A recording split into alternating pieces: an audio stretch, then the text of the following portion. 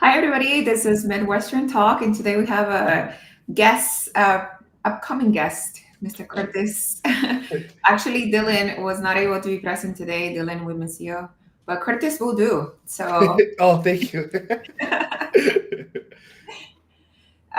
topic of today it's going to be the deals that we see in our markets, and this is Jack's actually proposed topic. So he was kind enough to share that he still sees deals in his market. Yeah, so I figured it would be a good way to start out the year.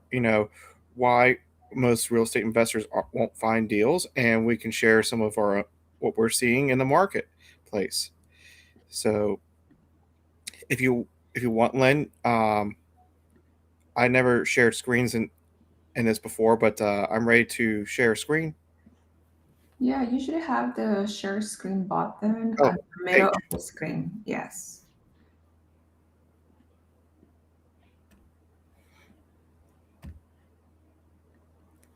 So this is a place I've been looking at. It's been on and off the market several times in the past few years. I think it's a foundational issue Wait, just wait. by looking at some of the cracks. We're I'm not not sure if you can seeing see my it cursor, yet. but you can see some of the splitting right there, and you have the old sandstone foundation. And Hmm. parking is an issue with this one too. Jack, do you want to try sharing again? I don't think I see it. Oh, okay. Do you see it, Curtis? No, Oh. I don't.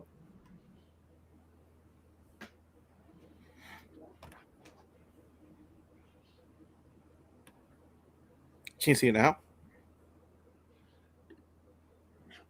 There you go.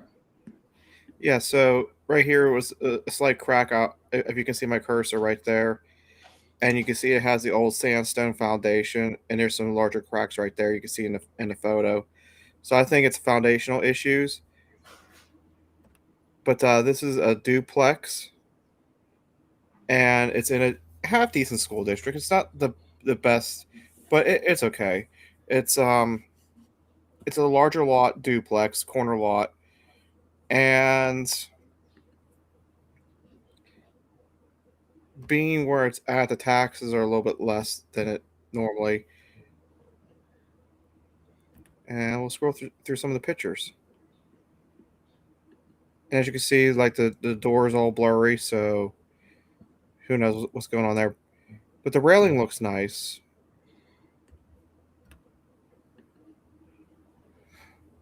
So cabin's a little bit dated. I was thinking, and I was thinking to myself, when it comes to the doors, I could just put in an extra piece of wood and some slow close fixtures, and just recut new doors, and then just paint the faces and the rest of the cabinets. I would probably Mhm. change out the countertops just because they're so outdated looking that it might be worthwhile, especially since you can do like a inexpensive butcher block for not that much money, and you could also put in, if you're going to do all that, it wouldn't be too hard to install like little minis right there with a range hood on top.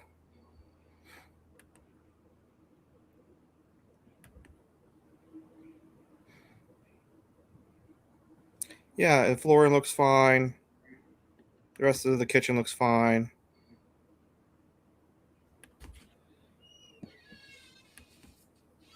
It seems functional as it is.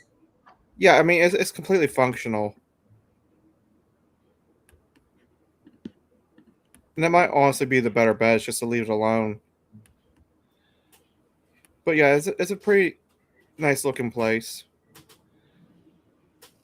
It has it has carpeting. I know they always say don't get places with carpeting, but I'm not gonna rip out perfectly fine carpeting. This light either needs cleaned or something's going on with it. I never seen one so black. The black light.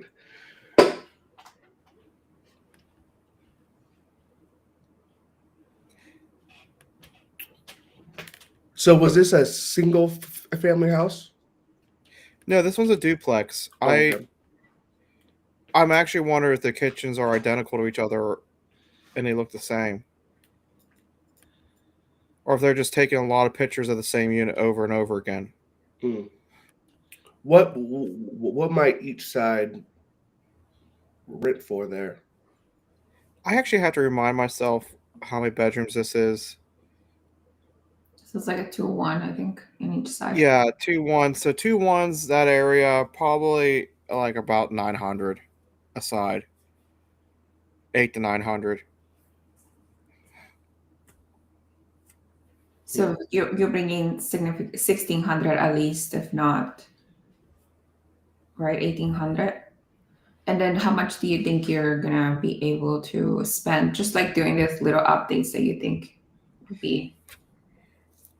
Being that I would do the cabinetry myself because I want some practice before I start building cabinets for other people, I'd probably have less than like, I don't know. I mean I have the paint involved because I want to paint them, and like 2 sheets of birch plywood.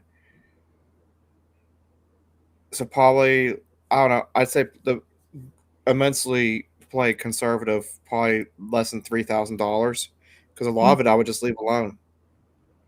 And to be honest, I think realistically we're looking at under $1,000. But I wouldn't mind getting the tub surround glazed because of the tile, because tenants don't really clean the grout and stuff. So $500 for that. Call that probably like $300 for what I was talking about in the kitchen. Mhm. And if I had to do that twice, you're talking under $2,000, and then an extra 1,000 for anything else that I'm missing, because the roof looks fine.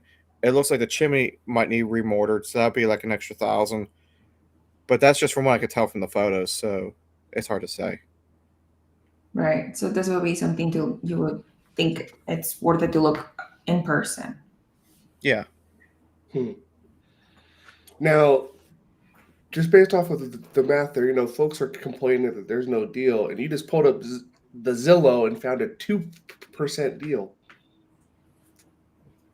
They ain't trying. I'm not trying.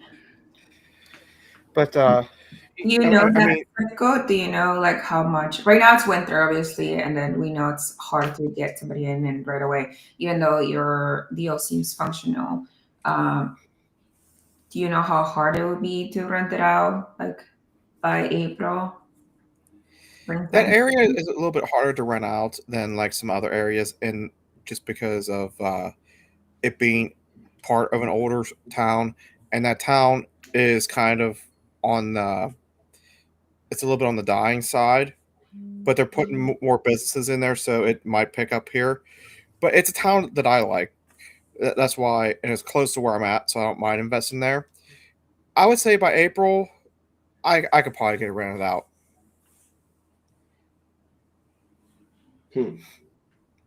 Wow. Yeah. I mean, because just so when you say it's like dying, what does that mean exactly? Is it going to be like Gary, where half the streets are dead, or what's it going to be? No. So what's happened with that area is the steel mill shut down, and I don't know when it was before I was born. So we'll just say pre-80s. Okay, the steel mill shut down, or might have ran through the 80s, but somewhere in the 80s or prior, the steel mill shut down. That was like the area's biggest thing, and then Westinghouse shut its doors in that area. So that's gone. But what's happening is now they're doing a lot of like little historic things in that little town, and they're dressing it up and making it look nice. And the other thing is there's a lot more smaller mom and pop businesses going in. So like you go there and there's like a couple little wineries and like little private theaters, and they're really dressing the place up so like people can go there for the day and have like have like a date or whatever, and then just kind of head out. And the town is all in all kind of like it's just like a small rural little town that not a whole lot goes on, so it's kind of a neat thing. Hmm. They're dressing up, making it look all fancy. I didn't realize that Pittsburgh has like I know I went up to your Thursday, I can't really call, and I sent you guys two deals, and then like none of you, even though all of you invest in Pittsburgh, none of you know the area that I'm sending the deals to. Even though I'm subscribed to like Ace Properties wholesaling, like Midwestern email list, so I was like, I have no idea what Pittsburgh is like as a market, right? But I was like, I sent it to you guys, so like none of you knew where the zip code was. So I was just like, oh wow, so it is actually a cluster of little cities all around when you move out of the downtown area.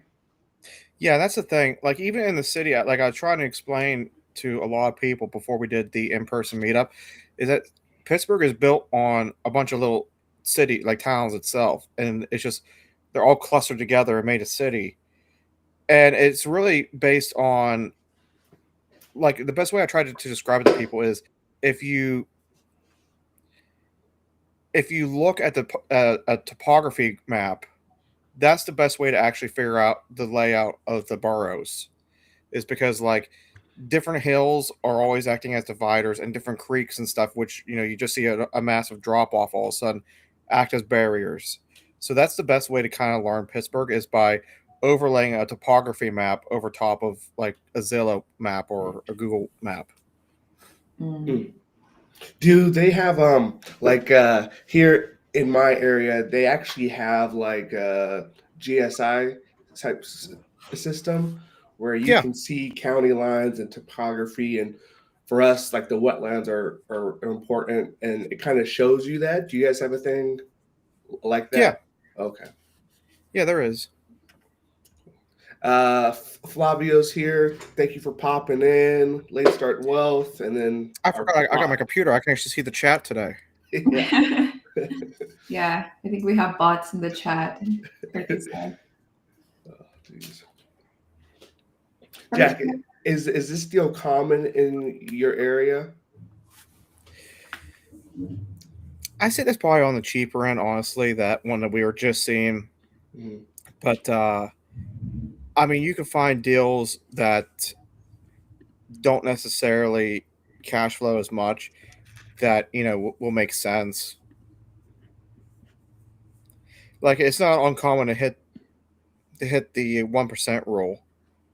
Hmm. 2% is a little bit uncommon unless you're in like a class D neighborhood, which that area isn't. But I'm thinking that house particular that I was just showing, I'll be willing to bet, especially since there's no pictures of the basement, that there's probably some structural foundation issues. Okay. And that's why it's listed at That's 88,000. why I think it's listed like that, because especially like those cracks being, you can see clear as day, and the photos is clearly shot from the other side of the street. I think it's only going to get worse the closer you get. We have a special surprise. Uh-oh. Oh shoot. Hi, Frank. I asked him to come and he just replied to my message before we had Curtis jump in. Oh, you're muted, I think, Frank.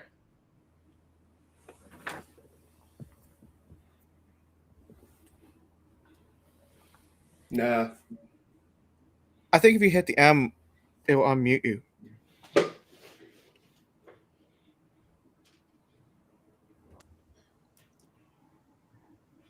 Hmm. No, we still can't hear you.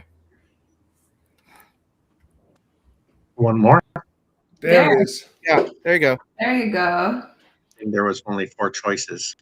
Good to see you guys. Thanks for the invite. Yeah, we're just going over deals in our markets, and Jack just showed at $88,000 duplex in Pittsburgh. Oh. And he just went down to the breakdown of what he thinks is there's something wrong with the deal or how much it would bring in rent. Is that something you've seen in person yet? No, not in person. Sounds pretty inexpensive, even for your market. Yeah, it is. It's in a bit of a dying town. One I haven't bought a property in, but I'm familiar with, because it's only just one city over from where I bought my first two. So it's not like something that's horrendously far away. But being that it's been on and off and on and off the market for a few years, I'm betting that there's probably something wrong with the foundation. Yeah, that's kind of tough.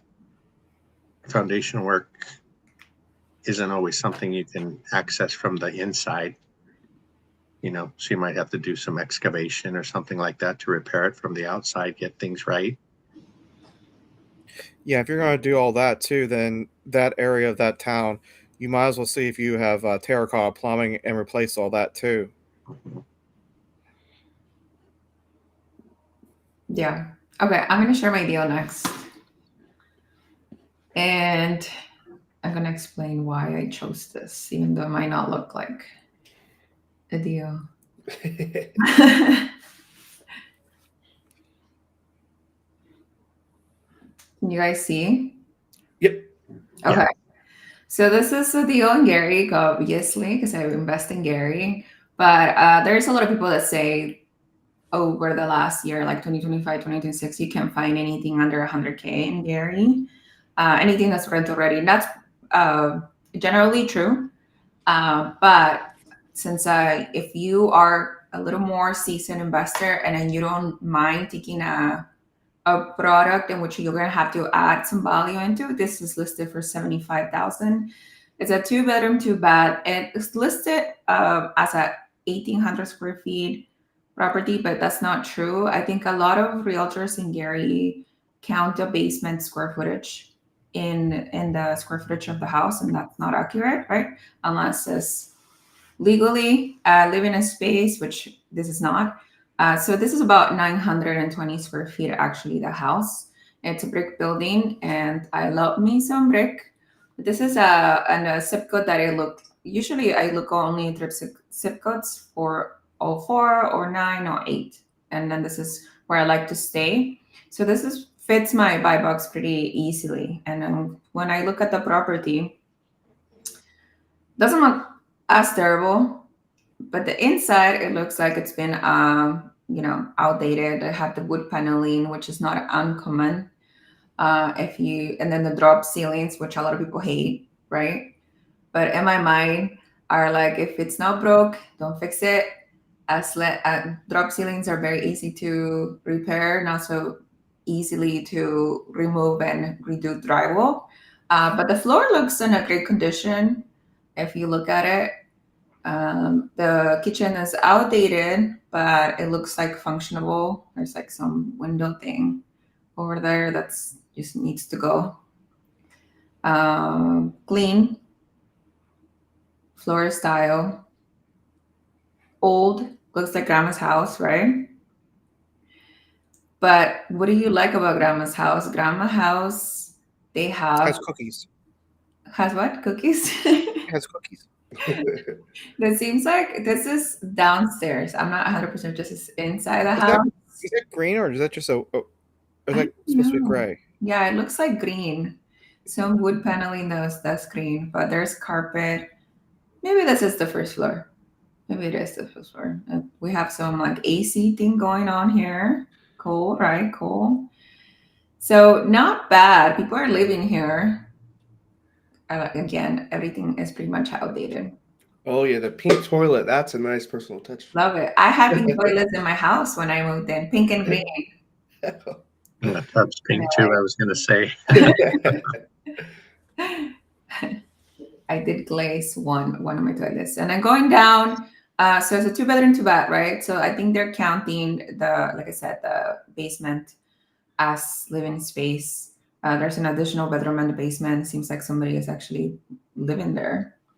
But yeah, brick on the back, a little porch, additional bathroom. I believe this is downstairs as well.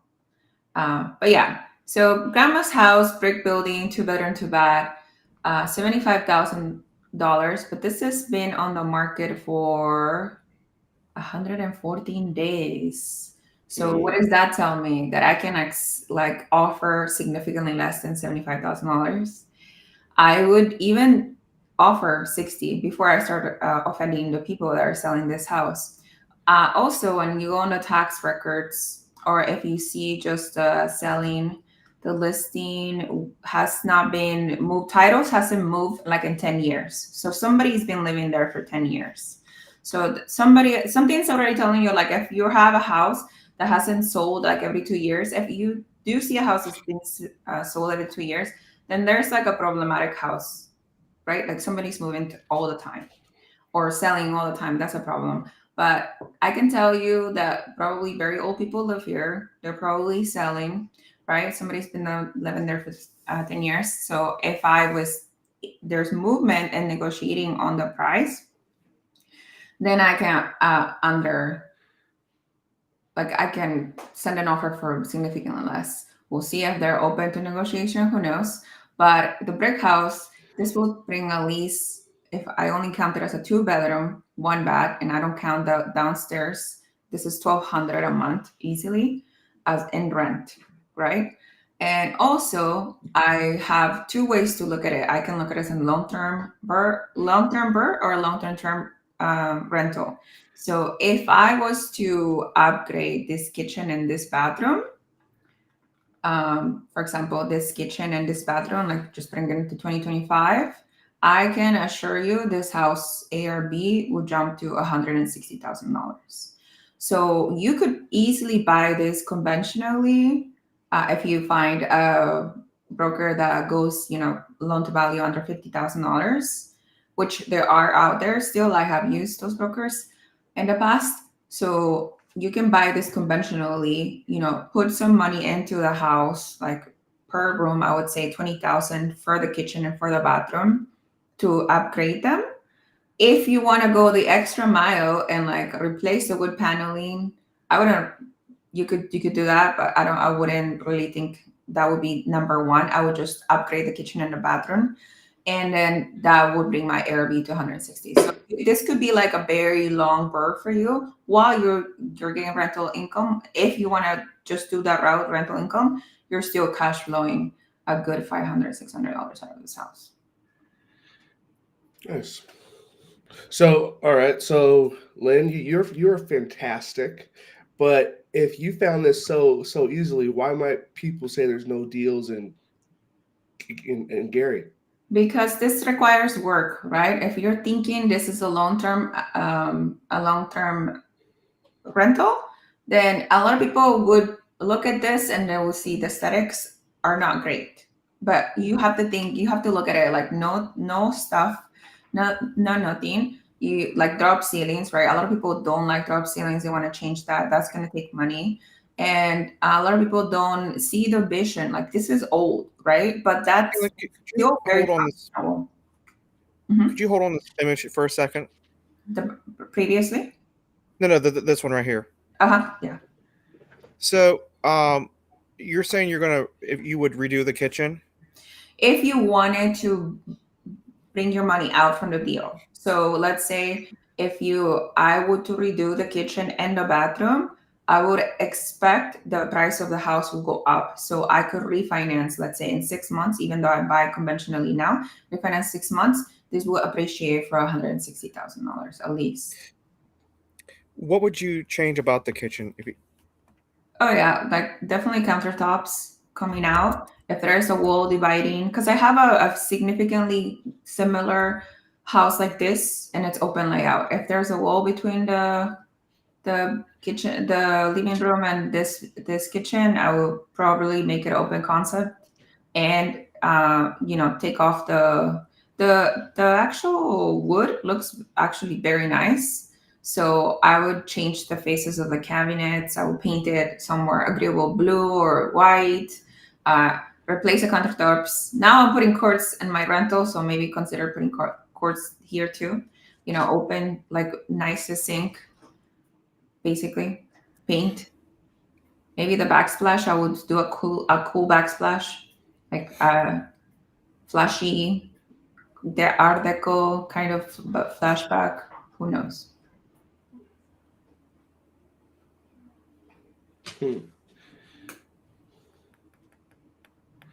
Is the stove gas or electric? Would you keep that? I would take that out. Just leave it open. You mean for your tenants to put their own in? Yeah. It looks like that's gas, right? Yeah. Yeah, I was thinking it's gas because of how the The burners look. yeah. Do you mind if I go ahead? What do you have to supply for appliances in Indiana? I don't have to supply appliances. Nothing. Mm-mm. Wow. But to be competitive for other rentals, if they are good appliances, I'm not sure if this is even functional, right? I would think so because there's people living in the rooms. I would leave that in, or depends if it's as a burr and I'm taking money out, I would put a new oven. But if it's a long term rental, if this is working, then I wouldn't take it out and renew it. No. Interesting. Because in Washington, we have to supply like life things like oven and fridge. Yeah, no, I don't have to. I had tenants that I bought a house and it has all the appliances, the refrigerator and the oven. They were both functional. And when they moved out, they took both the appliances. Mm. Yeah, we had that in Illinois in the property that we just sold. As far as appliances, we weren't required to have a stove or a fridge, but we needed some source for cooking, so we would have been able just to supply a microwave. And like Lynn said, we were going to supply the microwave because if they steal that, it's only $100 compared to a stove. So then the tenant could supply their own stove. Lynn, I was wondering, do you have any concerns? Do you still have vacancies in Gary? Do you mind if I ask? Yeah, so I have a total of 3. Actually, I just got a Section 8 voucher for one of them, so 2. And the one I cannot even market right now because I'm in the 2nd floor and there's no stairs. The stairs are being redone. So nobody can go upstairs technically. But the other one, I just finished burning. So it hasn't been in the market like maybe 1 week.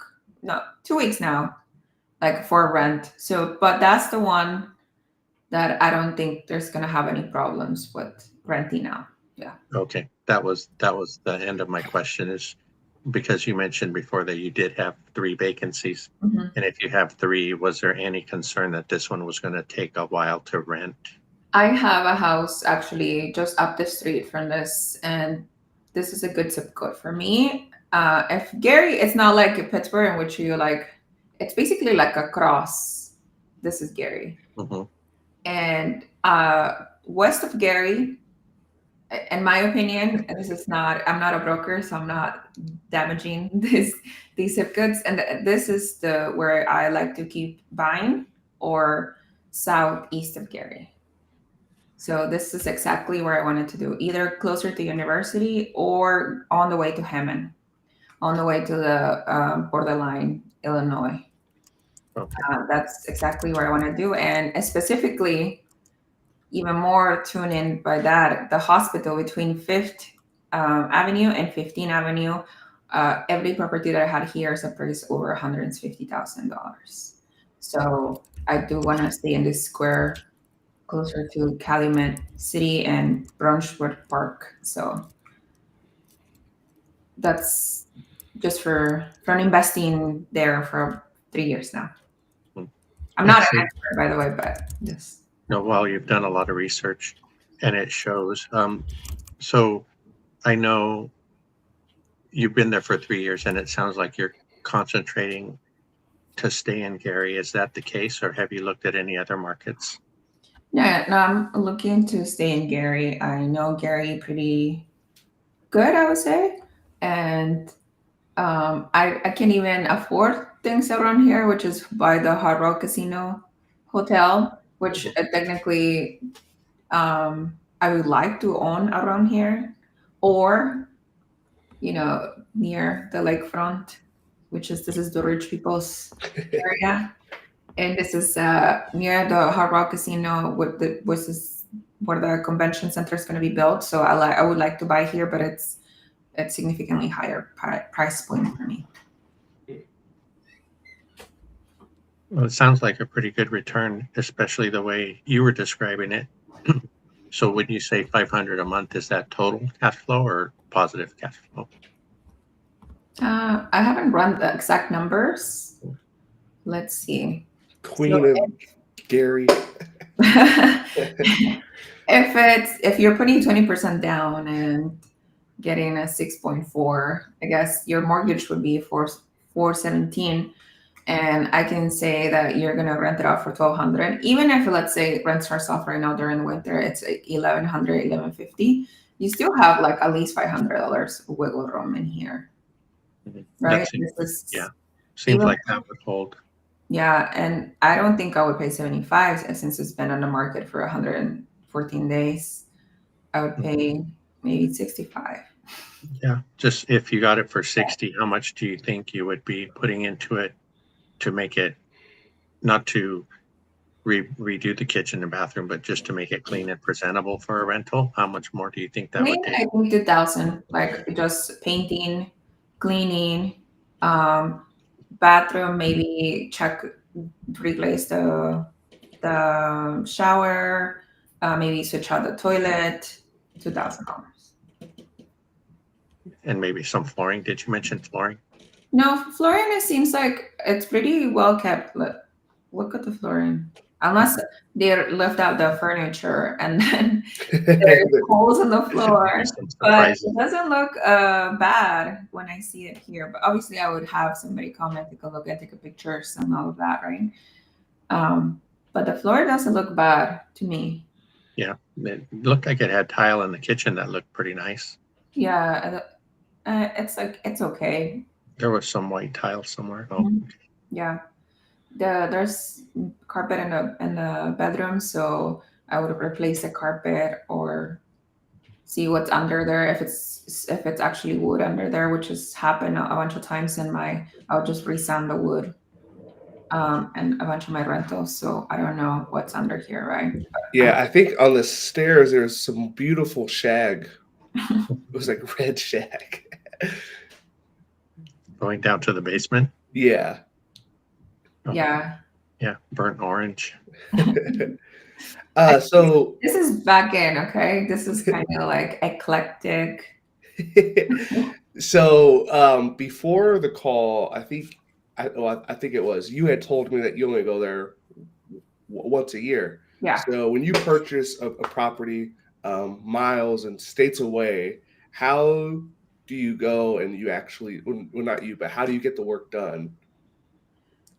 So thankfully, I have a property manager that deals with a lot of projects, and she has three major contractors that she works with, and she has plenty of handyman. She has also handyman on payroll, and so it will be depending like what I would want her to do. Every time I try to get bids out of my property manager, all the contractors have like outpriced me for every single rehab that I put into, like any type of quotes or bids. So, and I've done it a lot, right? So I always end up going with the property manager. My property manager does draft up the scope of work in a contract for the contractor, and then I signed the with the contractor. I signed a scheduled payment. Hmm. So she makes sure everything is enforced according to the scope of work. Oh, okay. And I pay the contractor. Nice. Mhm. Frank, is that kind of how you do it too? Because I know you're in like 50 different states, so Yeah, we almost have all 50 covered, but in Gary, so we're with, there's really, well, I'm sure there's more, but there's 3 property management companies that we have taken a look at. We were with the Olson Group because the property that we bought was a turnkey, and they're kind of tied together with One Property Solutions is the property management company. They're not one company, but they work really closely with each other. And we recently switched over to with Angelo, but we did talk to the one that Lindsay's with, and they were pretty similar.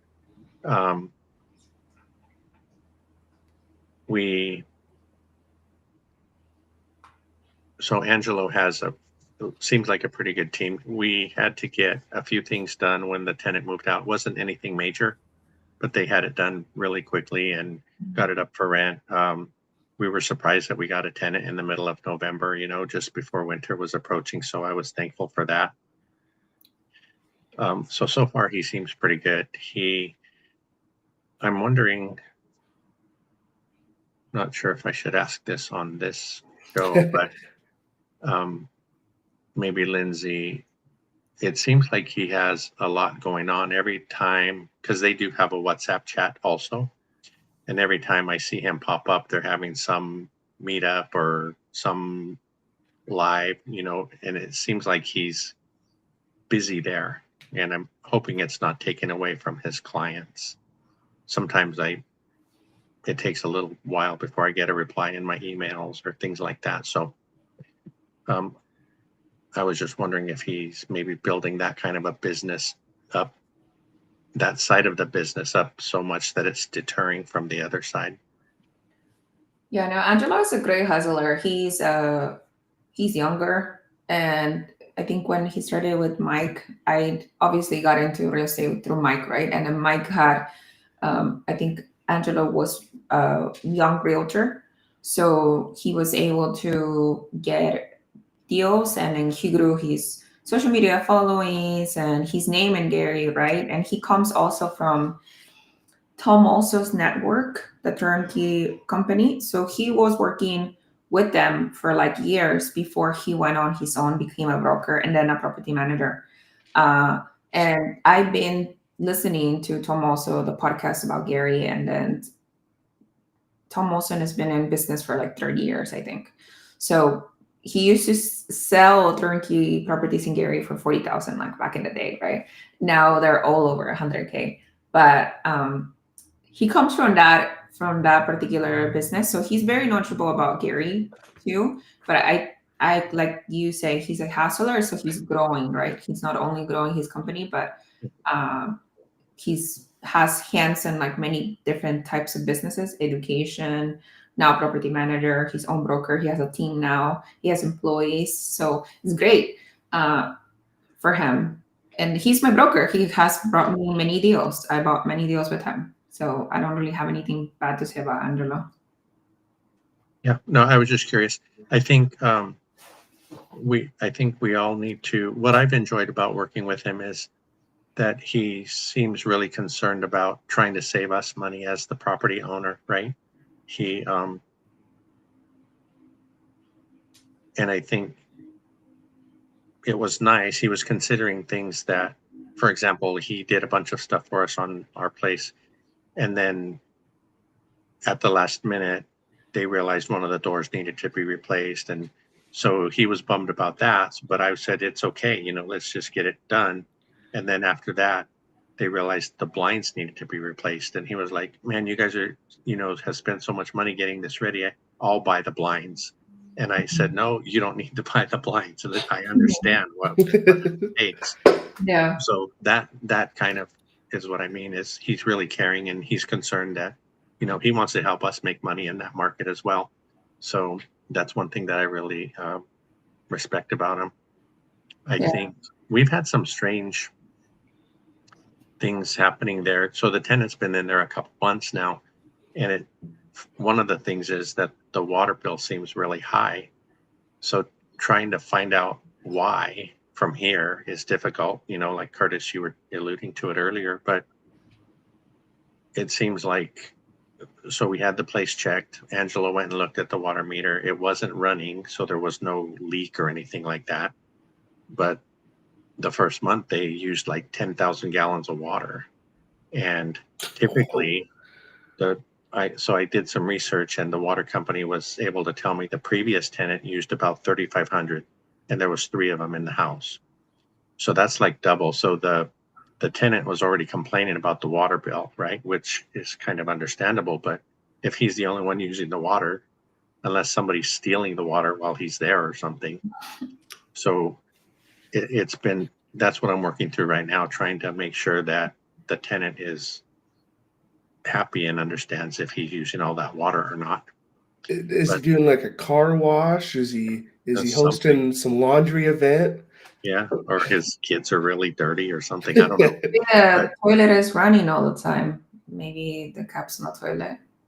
Yeah, so that's where I'm at right now. I asked Angelo to go. So the next little thing is the water was in our name, so Mm. I was waiting for him to put it in his name, and they weren't doing it quickly enough, so I shut the water off.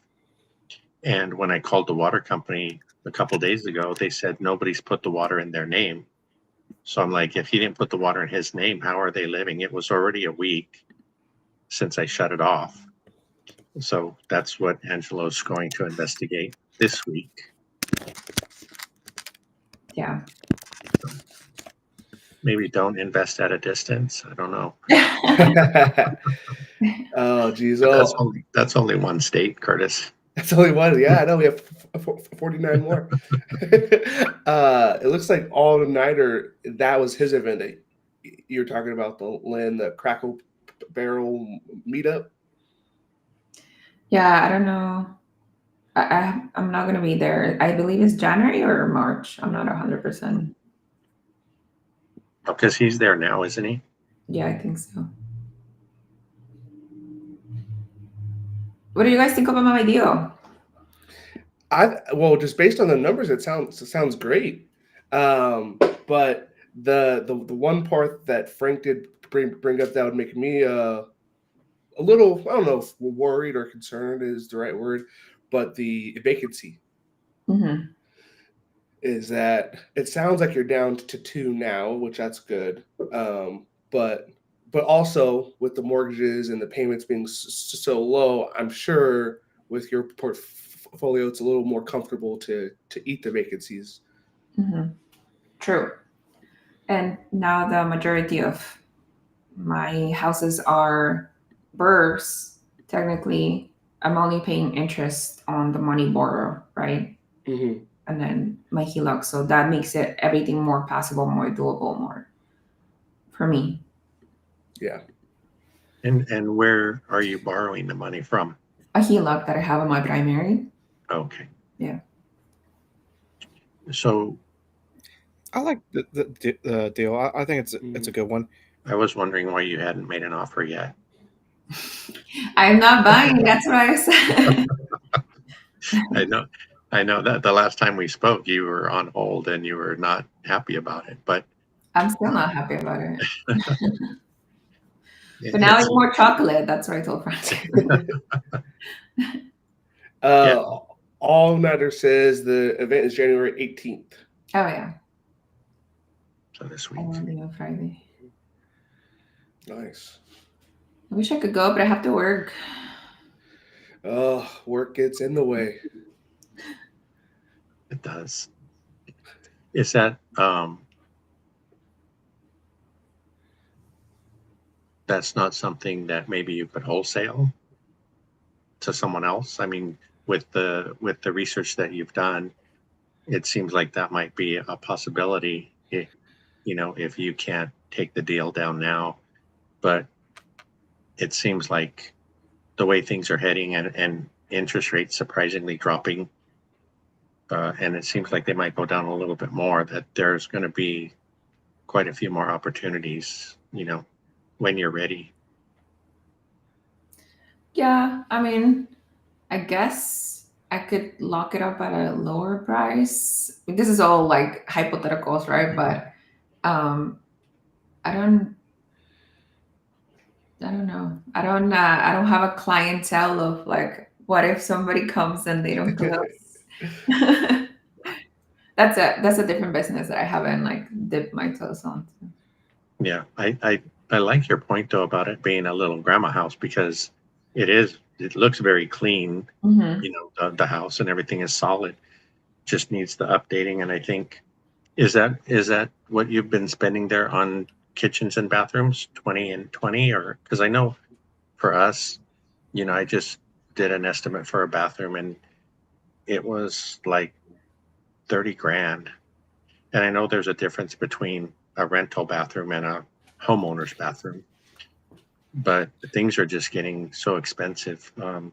I think the materials were close to 10,000 for the bathroom, and then the rest was labor. But so it seems like there you might be able to do do one of those bathrooms for a little bit less. I know you talked about spraying the tub and maybe, have you ever resprayed the tile surround? I don't think so. I don't think I sprayed the tiles around. I think I sprayed only glazed bathtubs. But bathrooms in my area are 10,000 to renovate, and because the bath our houses are smaller. The houses I buy are smaller, right? Like the bathrooms are like 5 by 8, not big bathrooms. So toilet, small vanity, like one cabinet vanity, one mirror, and whatever I have, like a new tub or a new surrounder tub, or just depends on like what is already there. But yeah, $10,000 for a small bathroom, and kitchen. The kitchen obviously can go up more, but it depends just on like your finishes, like granite top, like tops, or just wood. Or now I'm doing quartz, so it's a little more expensive. Uh, but yeah, Do you have a place there that you have found prefabricated slabs, or do they? Because it looked like that slab might have been about 10 feet long, and I know here we can buy a prefab, so it already has the edges laminated and finished, and then they just have to cut the sinkhole, you know, for an undermount sink and do that. So it's pretty inexpensive that way. Do they do that there, or do they make them out of a slab?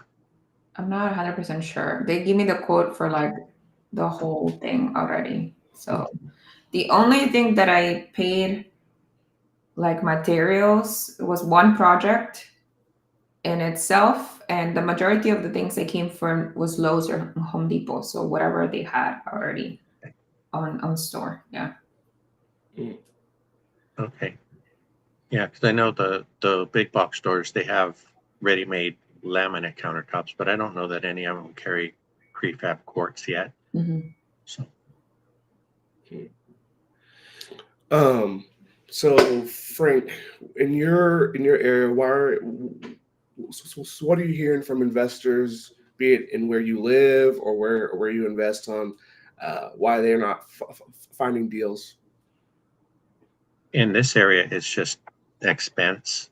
You know, I don't think I'm sure there are some really savvy investors that do some creative things, but I think the major portion of the investor population just thinks conventionally, you know. And here, the last year we remodeled a house.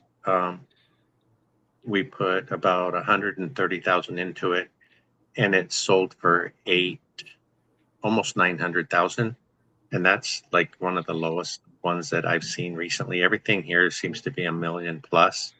So if you consider buying something like that, and then also the renovation costs, if it does need work, it's pretty expensive. So to try to get it, you know, people talk about being all in at 60 or 70% of the ARV. It's pretty tough to do here. We've been looking for years and haven't run across anything that made sense for us. And that's why we ended up going other places. And that's at least good for you and Cynthia for when you guys move up here. We're hoping, yeah. Our property took a little dip this past year, but we're hoping, again, like with interest rates and stuff, if that'll help us be able to get a better price for our place. Then the other thought is that if it does that here, if we did go to Washington, it might be the same there, right? The prices might creep up there too. So Yeah. it might be a little bit of a challenge, but I think, you know, we've been working with Justin Cambra. He's been sending us properties, and his mind is just brilliant when it comes to thinking about other ways to use the property. You know, we talked to him about one last week, and first thing he said, you know, it was a big lot. It was a couple acres or more. And he's like, you know, you could fence that off and put in some parking spaces and, you know, build an ADU and different things like that to help bring in money when we bought it. So I like the way he thinks. And I really like, well, like most of the people in our group, he's really open about sharing his challenges. You know, he was talking recently about his sidewalk challenge, and that was expensive for him. But it's really nice to hear that even the larger, more experienced investors still go through things. So it helps us feel better when the little people have challenges too. Yeah, and speaking of Justin, he's hosting an event tomorrow, 6 to 8 p.m. up in Bellevue. And so I'm thinking of making the trek up there. For me, that's about an hour drive. And so I might have to see what time I'm done with work tomorrow, but I'll probably make the drive up there. He's hosting a real estate meetup. And if you go to that, you'll actually be part of that cohort, and you guys will stay and connect with each other and Justin throughout the year to work on your goals. So, Oh, nice. yeah. Cool. So he was advising you to purchase a house with an acreage? Well, that's what we're looking for. So my ideal property, or our ideal property, would be, because one of my aunts is considering that she would go with us. So we would buy the property together, and we're hoping together we could pay cash. That way we don't have a mortgage anymore. We just have taxes and insurance to consider. And so we're looking for something probably, I would say 1 to 5 acres that already has 2 established homes on it, with room for a shop if it doesn't already have a shop on it. And yeah, this one was set up pretty nice. It was kind of a longer strip of property. The house was tucked over to the right, so there was plenty of room everywhere for everything else that we need. The other challenge about considering moving to that or any other state is the building limitations, I guess. So how do we know we can put an ADU, or how do I know I can put up a shop? So that kind of work is kind of hard to do from a distance, but that's what we're looking for. So this had a lot of property in the front where you could, like Curtis almost did the same, or had the same thought with his parking space right by his house. Just rent it for storage, and people can come put their RVs or boats, or you could even build a few small sheds, nice sheds, but that people could store things in to create income. Yeah, the good news about Washington State is now in most places they have to allow you to build something, be it an ADU or DADU. Now, some municipalities make it harder than others, but Justin's a great resource to know which ones to work with or which ones not to work with. Just because you can, that doesn't mean they always make it easy. And so, but Washington just passed a law like last year, basically saying all counties have to have some rules in place and easy to find. And so I'm sure you just talked to Justin, he'll send you the websites for wherever your search is for. Mm-hmm. Yeah. Is it King County that Dustin's warning against? Is that where Seattle and all that mess is happening right now? That's where Seattle is. Yeah. Though, with that said, though, with King County, there are some spots that are awesome. Like they have pre-made ones, they have streamlined systems. Now they do have fees that go along with all of those, but at least the process is a little bit easier. And then where I'm at in Pierce County, sometimes the fees aren't as low, but it can just take forever because I think that's where Justin is currently having his sidewalk issues down here in Pierce County, because it's newer for us. King County and Seattle have been doing this since 2019. They've had these rules in place, whereas for us it's so new. It's just a shit show, really. Yeah, our county here has for years have said they're trying to streamline things and lessen the cost, but that never seems to happen. My mom was going to do an ADU on her place, and this was in 2018, but it was still like $23,000 just to submit the plans, right? So that's cost prohibitive. Yeah. Yeah, I mean, you could buy a place in Gary for all of our permit fees and have it done. Yeah. Yeah. No, I think that's the interesting part about. I was listening to a podcast about when people say that they're in like real estate, you don't even know what that means because it's so different from everywhere and you go, right?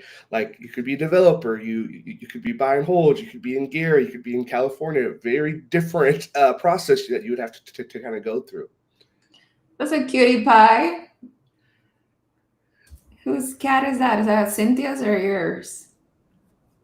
This is Cynthia's. His name's Willard. Aw, I have two cats. Talking to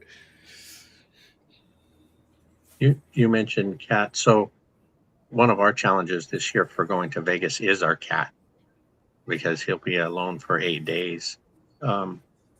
So we've gotten Cynthia has someone that is going to come by and check on him and check his food and water every day, and check his litter box. But we're getting like an automatic feeder. Do you guys have that for your cats? Yeah, especially when we go on trips, we feed them twice a day. We don't free feed, so our ones has like a audio message that you can send. It's time to eat. Let's go. Come on. Blah, blah. So it gives the whole like it's like 6 a.m. Let's go eat. Come on. So like, we can have our voices displayed at the time, so the cats come and to their individual feeders and they eat. Okay. Yeah, we got the watering bowl. So the watering bowl is different because most of them are like the fountain style. And we think our cat wouldn't drink out of something that was running water all the time. Mhm. So we ended up just getting the one with basically the jug on it so it can gravity water.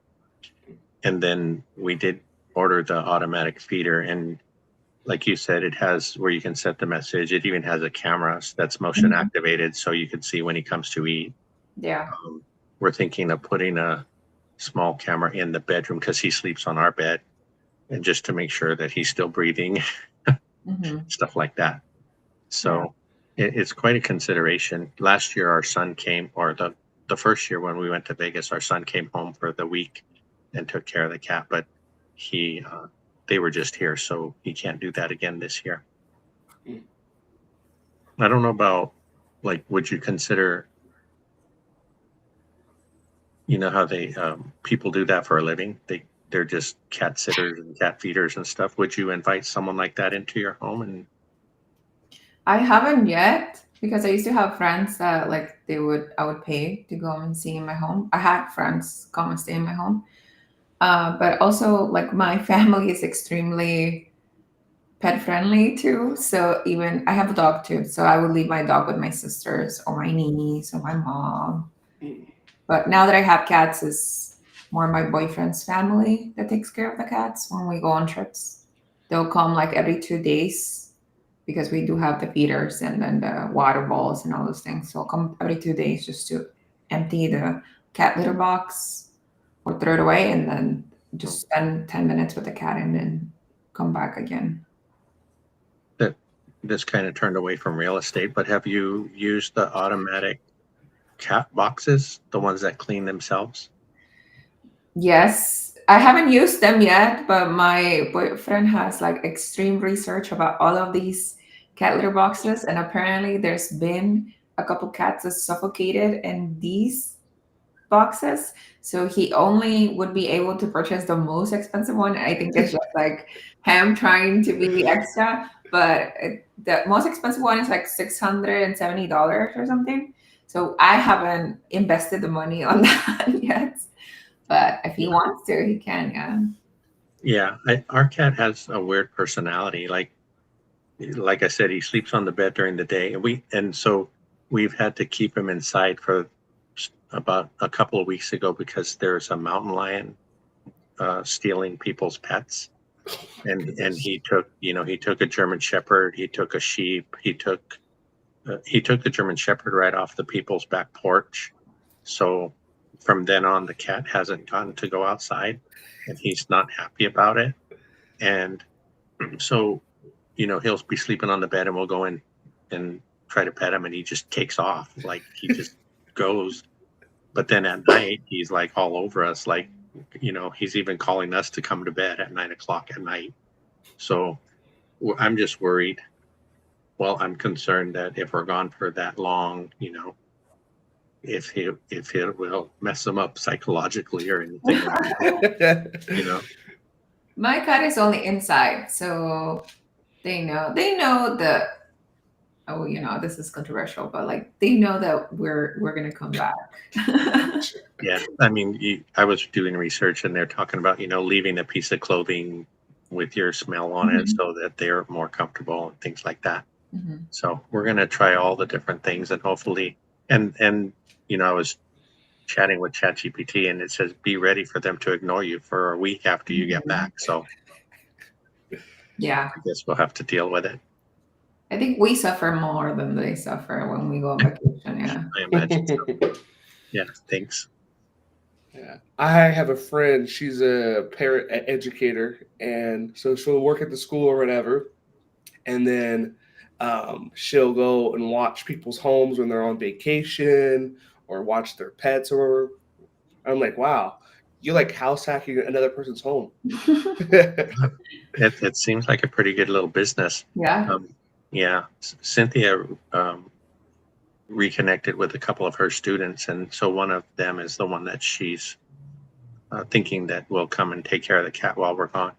But it's funny, she's been at it for a while, so these young guys are already have their careers going and married and all these things that you just don't believe how fast time flies. I remember them still when they were in 6th and 7th grade, and that was a long, long time ago.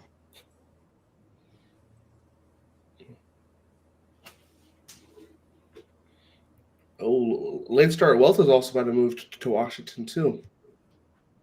What's that? I said Late Start Wealth is also planning to move here to Washington. Oh, John. Yeah. Mm-hmm. Yeah, Yeah, we were talking. Yeah, he was up here during November, I think, or December, and we had lunch and we talked stuff. And yeah, I think we need more ORAP people here.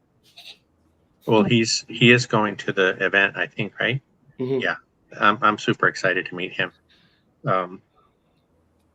There's a lot of people in the group that we've been communicating, and since we didn't get to go last year, there's even more now that I have a long list of people that I just have to meet. So that's going to be pretty awesome. Oh no, all-nighter hider. He says my little girl Willow wants to go outside so bad. She got a bug last time and has been recovering.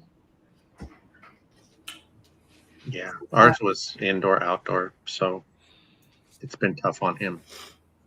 Yeah.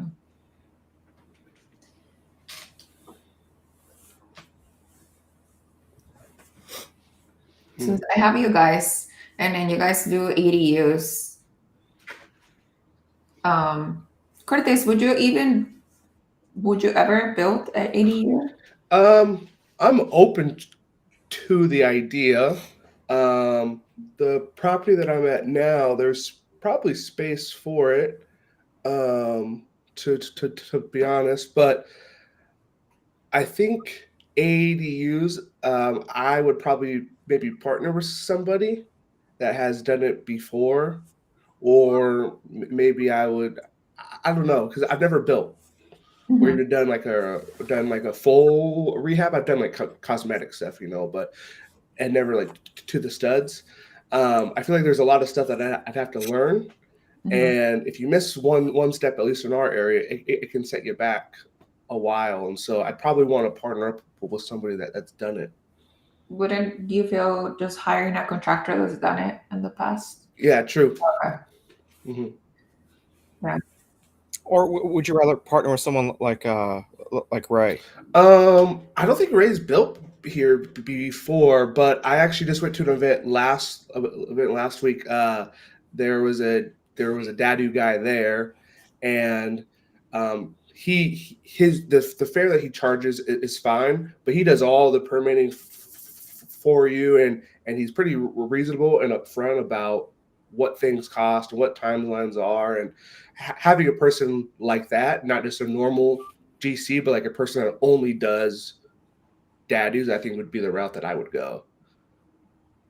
The permitting process, you just kind of have to talk to an engineer about, like a architect about.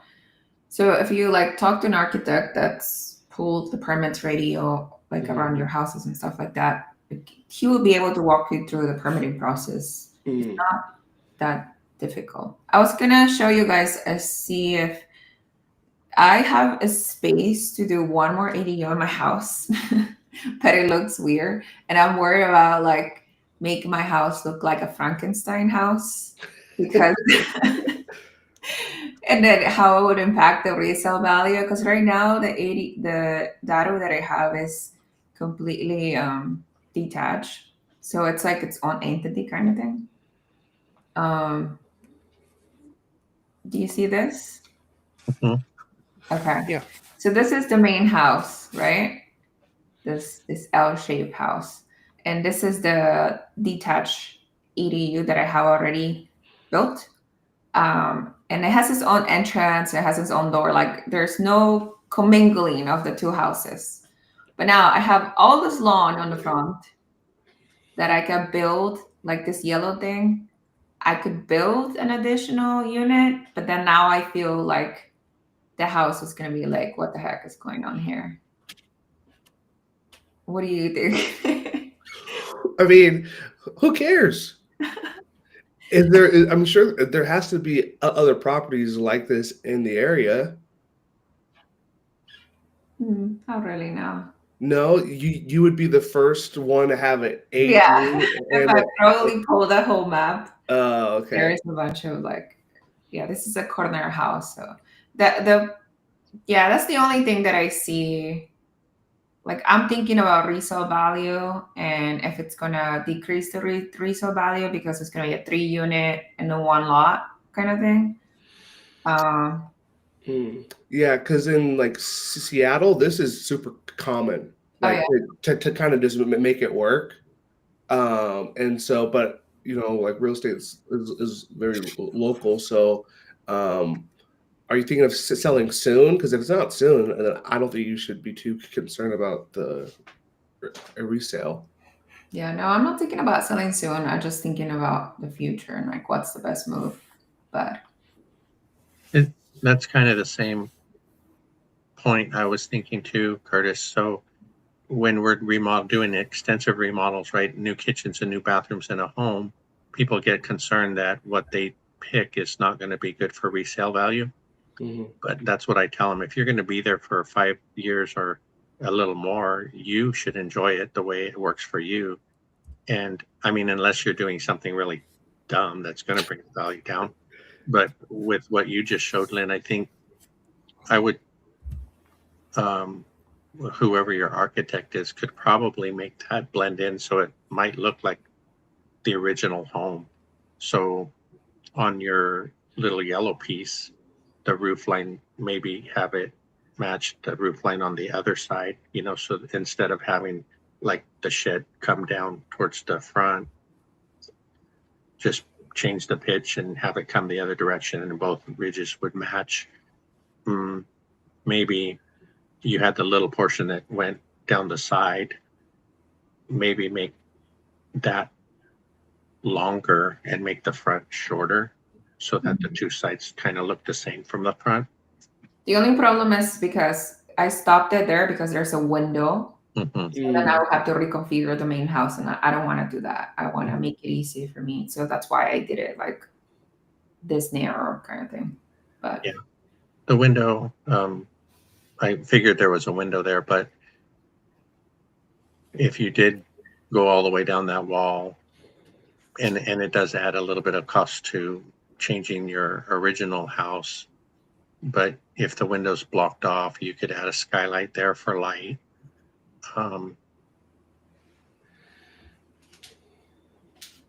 Yeah, I think there's some things you could do architecturally that wouldn't make it look Frankenstein-y. yeah, I think it's worth it. I think especially in your area, I really couldn't see the value dropping because you had the ADU there.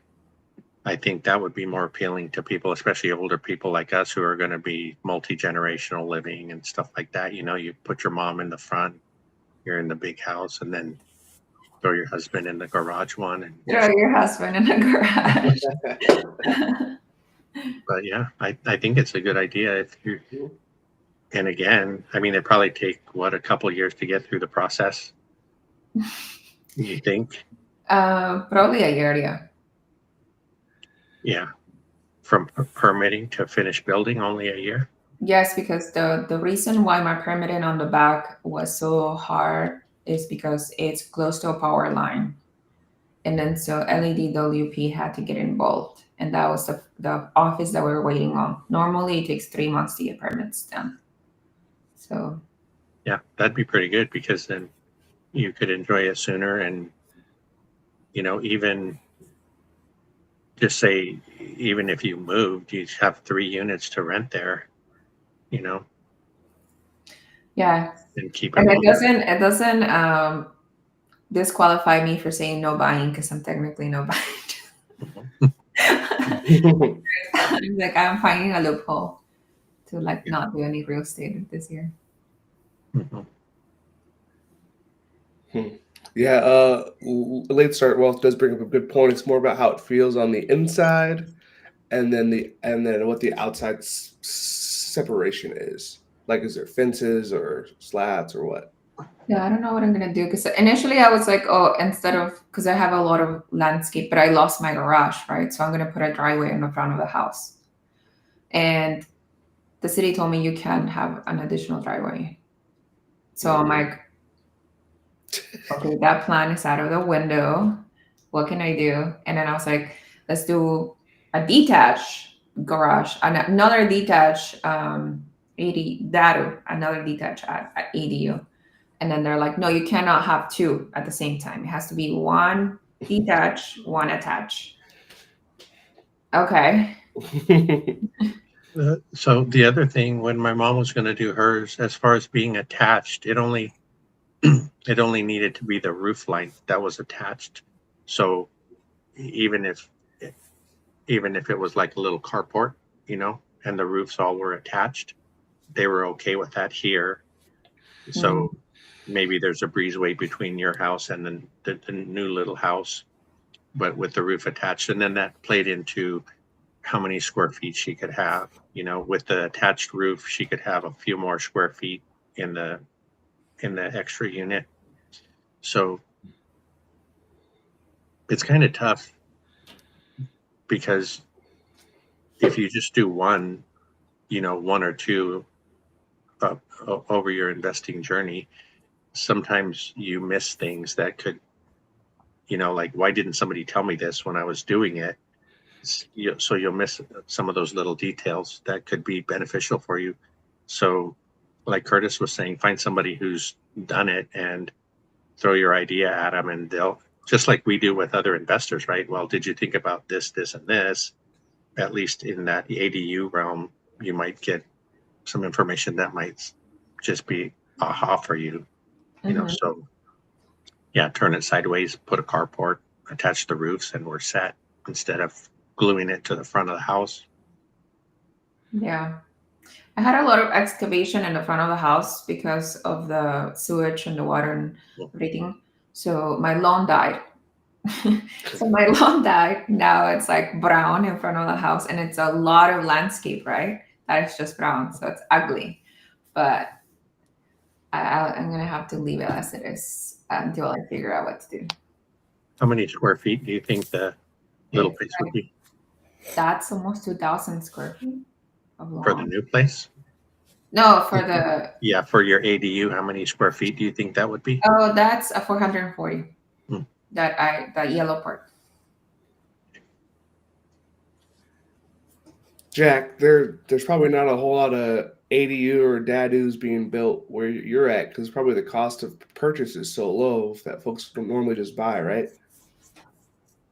Yeah, it's really uncommon in this area because even like there's some properties that I've looked at in the past I thought about buying that were like duplexes side by side that the attic was completely vacant but was somewhat partially built out, and I was thinking to myself, oh, that would make a good third unit. You just have one unit on top of the other two because they already had, all you'd have to do is just knock a hole in the wall, and because they'd have stairs that would go down to the second floor, just knock a hole in the wall there, put an external porch down from there. And I realized that the cost to do that is just, it outweighs, like you could go buy another duplex almost. Yeah, a lot of those houses, the one we have in Gary, the triplex, has a huge attic, enough for a studio, but the way the stairs are built, it's kind of tough to get like furniture and stuff into the unit, you know, things like that. So we haven't really moved past that point.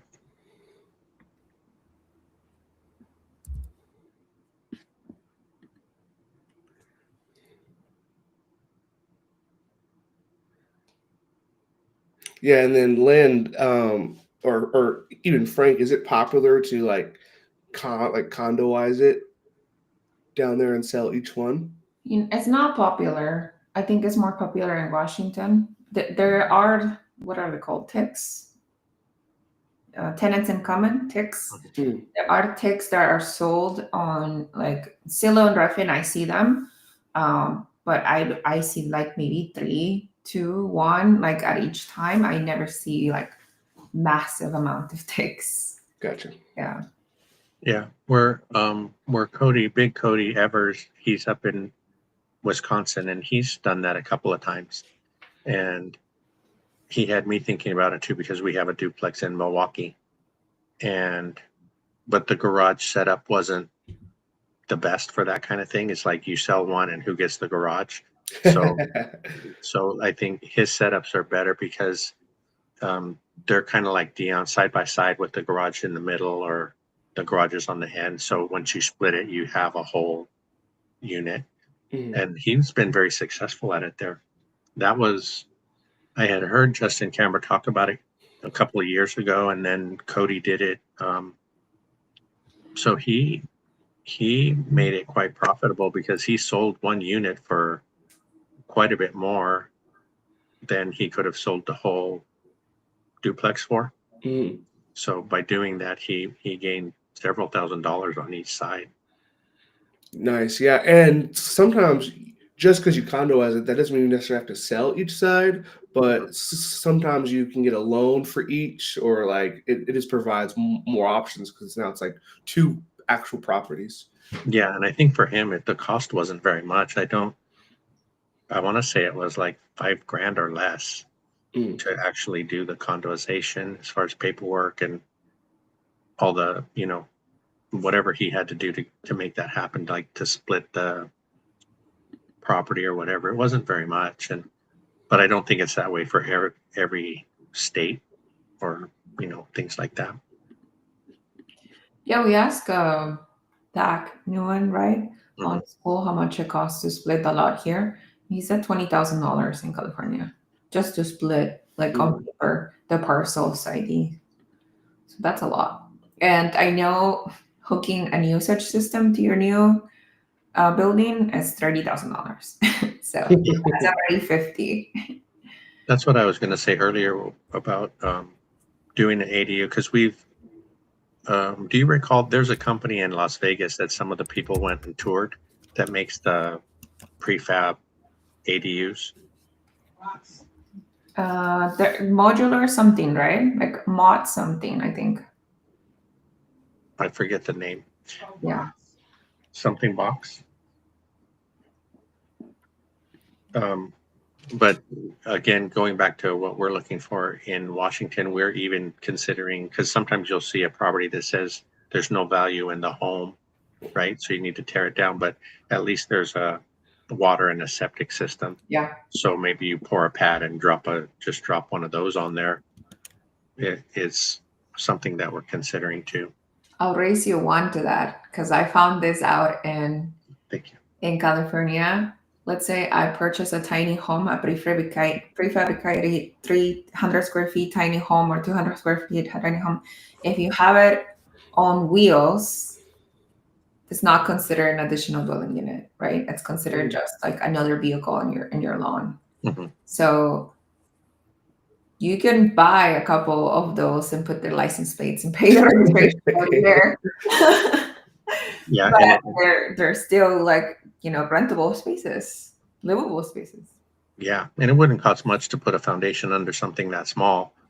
Cynthia brought me that thing. It's Boxable, is the name of the company, and they were one of the first ones we heard of doing that. But now online, there's a lot of companies that they're very reasonable, and they'll transport them quite a distance to to put them on the property. Oh, those are cute. Boxable. Boxable. Yes. That's cute. I Yeah. love tiny homes. I wish I could live in like a tiny home. Yeah, we think we could do that too. The other thing about like here, I don't think you could leave it on wheels. I think like if somebody buys a property and they're going to build a home and they're living in an RV while they're building the home, they can only be in the RV for a year, and then the home has to be done. They can extend that a little bit. I think you can go up to a couple of years because most homes here can't really be built in a year, especially the size and scope that they do here. But Cynthia's even considered, there was one like a tiny home village for sale, you know, and that would be kind of cool because it had so many spots and a lot of them were filled already with tenants, and then there was a main house. So it's kind of like house hacking, right? You live in the main house and then you have all these renters around you, which is kind of cool. How much are these like tiny homes? Have you looked into? Well, they really, you'd be surprised. Some of the people advertising online, they start at like 60 and they can go up from there. Um, Usually the ones that I see are similar to a modular home. They're kind of long. So they'll have the living room in the front. It's open to the kitchen.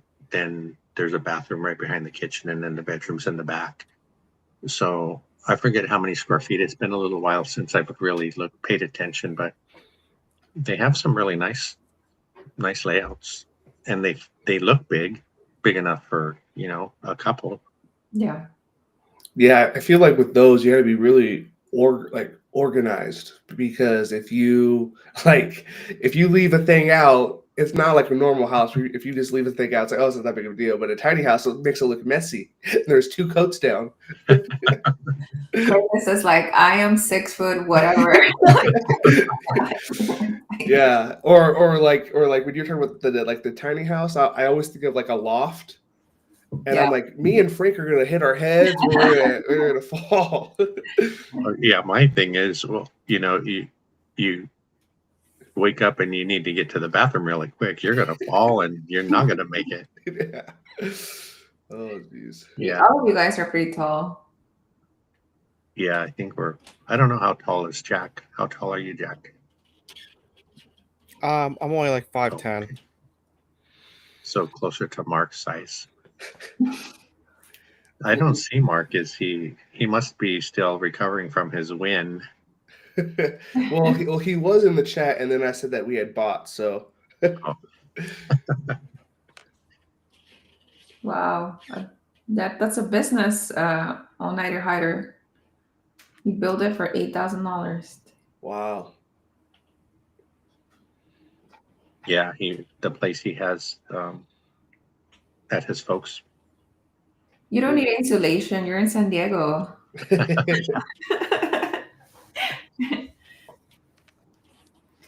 Yeah, Like, it does get a little chilly though. yeah, no, it does. I joke that my house has no insulation because it's old, right? It's built 1960, I think. So it's windy where I live, which is unlike LA, but I am in a valley, so it's pretty windy. But yeah, we don't, like when I go into the ADU, the new Dado, it's like so hermetically sealed, like the insulation is great. And I go into my house, I'm like, it's fucking cold here. Sorry. Yeah, we're the same. In our little house, everything's electric. The stove, the water heater. We don't have propane or gas. So and ours was built in 46. So there's no insulation in the walls, and it gets pretty cold. I think I forget what it got to outside last night, probably in the high 30s, but inside it was 50. So we have to get up an hour early and turn on all the heaters before we get ready for work. Otherwise we'll freeze. Mm.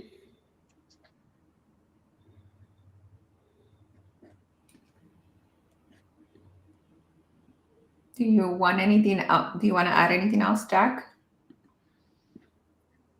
No, I think we're good. Seems like we're at a good place to wrap this week up. Yeah. Yeah. We've been Thanks going again for the a invitation. Yeah, Curtis, do you anytime. have anything to say? Do you want to engage people in coming up to your, I don't know, you want to send somewhere and see? Yeah.